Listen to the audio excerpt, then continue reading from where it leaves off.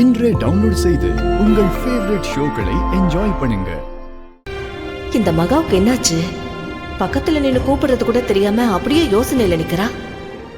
மகா, அண்ணா சொல்லுங்க அண்ணா, என்ன வேணும்? எனக்கு ஒண்ணும் வேணாம்.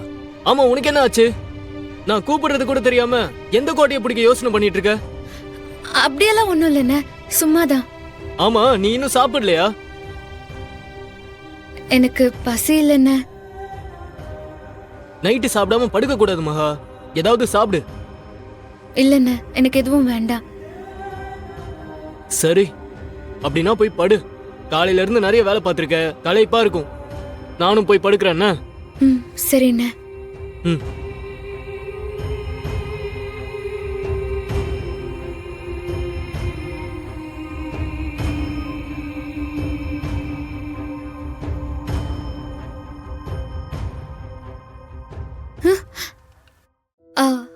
அம்மா, நீங்களா? உனக்கு என்னாச்சு மகா? கொஞ்ச நேரமா உன் முகமே சரியில்லையே. ஏதாவது பிரச்சனையா? மறுபடியும் யாராவது திட்டினாங்களா? அப்படியெல்லாம் ஒண்ணும் இல்லம்மா, கொஞ்சம் களைப்பா இருந்துச்சு, அதான். ஆமா, நீ ஏன் சாப்பிடல? அம்மா, பசிக்கல. வயசு பொண்ணு, அது எப்படி உனக்கு பசிக்காம இருக்கும்? ராத்திரியில சாப்பிடாம வயித்த காய போடக்கூடாது. இல்லம்மா, எனக்கு எதுவும் வேண்டாம். அப்படியெல்லாம் சொல்லக்கூடாது. நான் சொன்னா நீ கேப்பல்ல. வா, நானே உனக்கு சாப்பாடு போட்டு தரேன். நீ இப்ப சாப்பிடுற.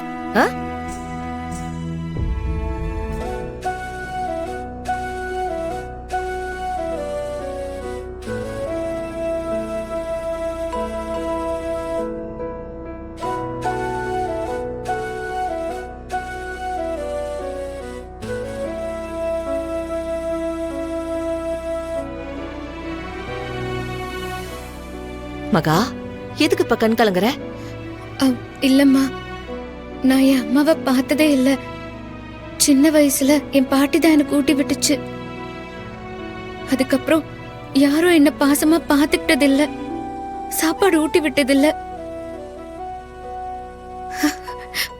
அத நினைச்சதும் தாங்க முடியாம கண் கலங்கிருச்சு. மகா, உன்னோட மனசை என்னால நல்லா புரிஞ்சுக்க முடியுது.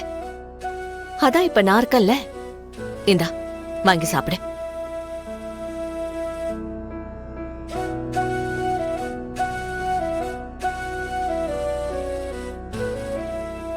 இப்ப நான் ஒன்னு கேப்பேன், மறைக்காம நீ பதில் சொல்லணும்.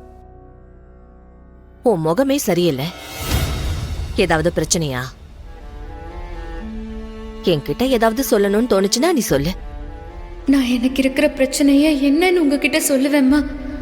என் வாழ்க்கைய காப்பாத்தி கொடுத்தவரை கண்ணிலேயே படக்கூடாதுன்னு நினைச்சு இந்த வீட்டுக்கு வந்தா இது அவர் வீடாவே இருக்கிறத சொல்லுவேனா, இல்ல அம்மா மாதிரி பாசம் காட்டுற உங்களுக்கும் நான் உண்மையா இல்லாம என்ன பண்றதுன்னு தெரியாம நிக்கிற கதைய சொல்லுவேனா, என்ன சொந்த தங்கச்சியா நினைக்கிற திவ்யாக்கா வாழ்க்கைக்கு குறுக்க வந்துட்டேங்கிற உண்மையை சொல்லுவேனா? இந்த விஷயத்த நான் யார்கிட்டயும் சொல்ல முடியாத நிலைமையில இருக்கேம்மா. இதை நான் எப்படி உங்ககிட்ட சொல்லுவேன்?